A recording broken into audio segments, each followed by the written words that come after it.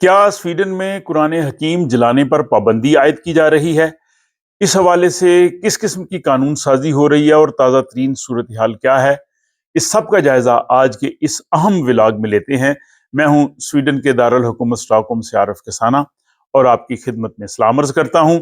اور آپ لوگوں کی یاد دہانی کے لیے کہ اگر ابھی تک آپ نے اس چینل کو سبسکرائب نہیں کیا تو برائے مہربانی ضرور کیجئے، تاکہ تازہ ترین صورتحال اور یہاں سے کے ہونے والے اپڈیٹ سے آپ فوری طور پر آگاہ رہ سکیں۔ اور ولاگ اگر آپ کو پسند آئے تو اسے لائک ضرور کیجئے اور اپنی رائے کا بھی ضرور اظہار کیجئے۔ تو چلتے ہیں جناب اس بہت ہی اہم ولاگ کی جانب۔ آپ جانتے ہیں کہ سویڈن میں ماضی میں قرآن سوزی کے بہت سے افسوسناک واقعات ہوئے، اس پہ بہت شدید رد عمل ہوا، سویڈن میں بھی بڑے پرتشدد مظاہرے بھی ہوئے، اور پوری دنیا میں بھی جو ہے وہ اس کو جو ہے وہ کنڈم کیا گیا۔ اس کے حوالے سے بہت سے مظاہرے مختلف ملکوں میں ہوئے۔ بغداد میں سویڈش ایمبیسی کو جلا دیا گیا، اور پاکستان میں بھی بہت زبردست جو ہے وہ مظاہرے ہوئے۔ ان مظاہروں کے بعد ابھی تک جو اسلام آباد میں جو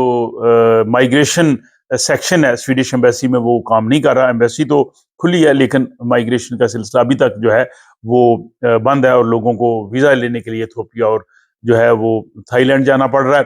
تو اس تناظر میں یہاں پہ حکومت پہ بہت زیادہ پریشر تھا کہ جو ہے وہ اس حوالے سے کوئی ایسا قانون بننا چاہیے تاکہ جو قرآن سوزی کے واقعات ہیں وہ رک سکیں۔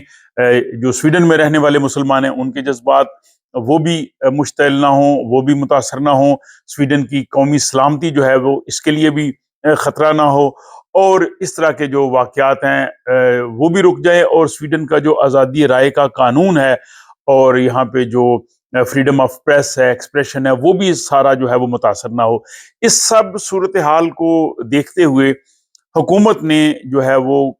قانون سازی کے لیے ایک کمیشن تشکیل دیا تھا۔ اس کمیشن کے سربراہ ماتھیاس لاسن ہیں، وہ Swedish National Council for Crime prevention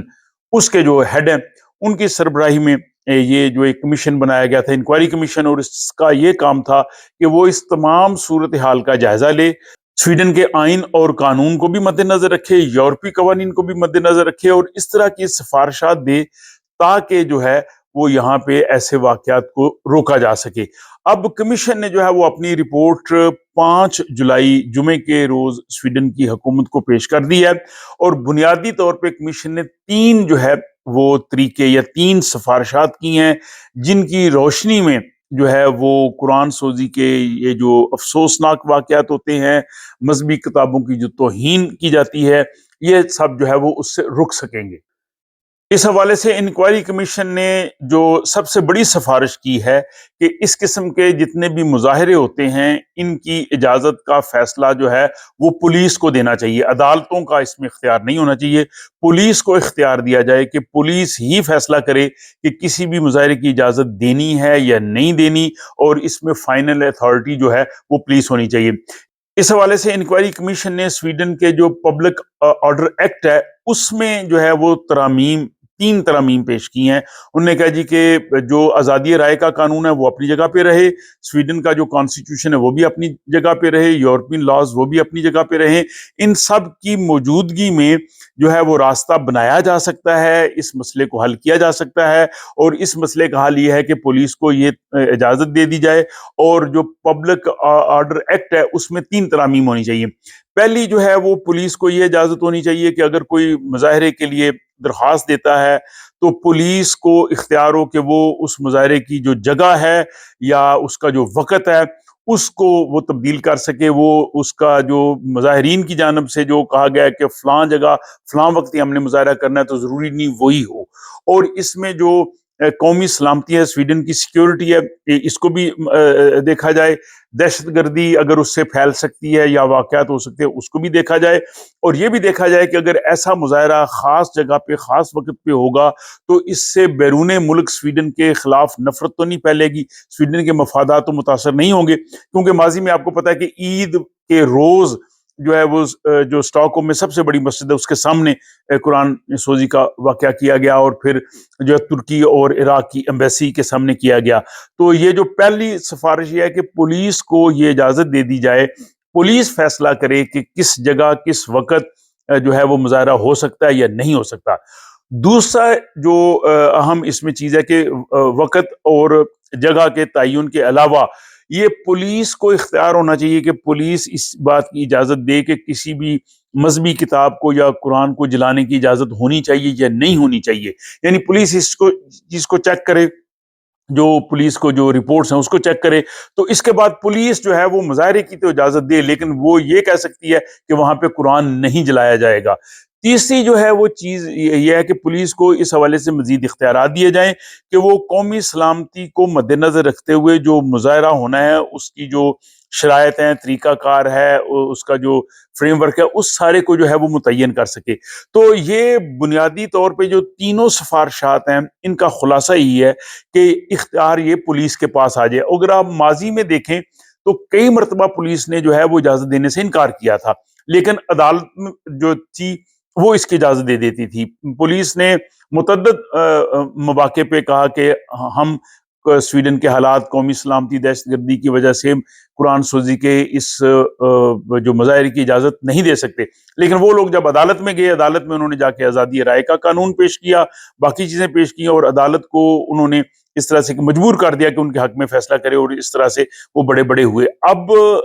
اگر اس چیز کو دیکھا جائے کہ جو پبلک آرڈر ایکٹ میں اگر ترمیم کر دی جائے، اس لحاظ سے یہ ایک نیا قانون بن جائے گا، اور یہ نیا قانون یہ ہوگا کہ اب پولیس کی جو ہے وہ کورٹ میں بال چلا جائے گا، پولیس ہی اس چیز کو فیصلہ کرے گی۔ اور اس میں